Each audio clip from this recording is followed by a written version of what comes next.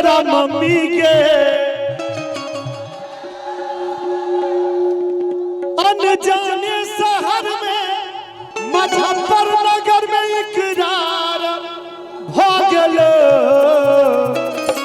की बतैयो तोरा मम्मी के ई छौरा के प्यार भ गेलो। ताली बजा के मस्ती में कि बतैया तोरा मम्मी के हमरा प्यार भ गेलो कि बतैयो तोरा मम्मी के हमरा प्यार भ गेलो।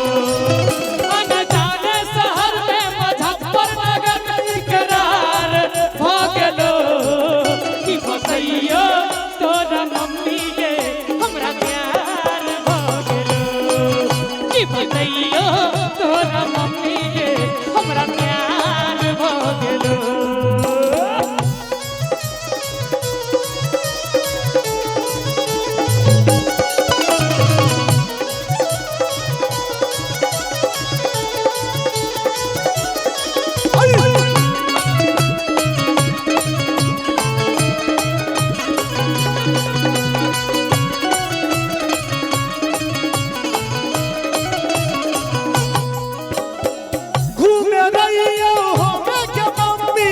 नौकरी के तलाश में गे मम्मी नौकरी के तलाश में ओ दीवानी कॉलेज के बारी पढ़ रहो क्लास में गे मम्मी पढ़ रहो क्लास में।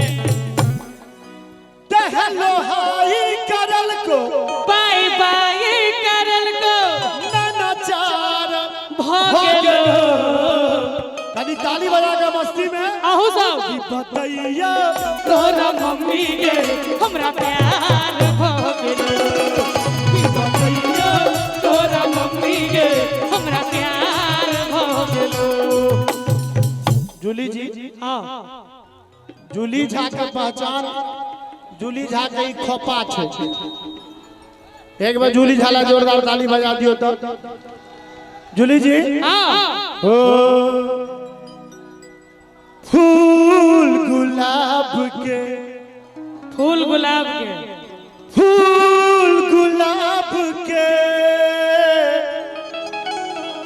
खोपा में लगा लिए अहला कब कमाल के फूल गुलाब के फूल गुलाब के खोपा में लगा दियो हम लागब कमाल के फूल गुलाब के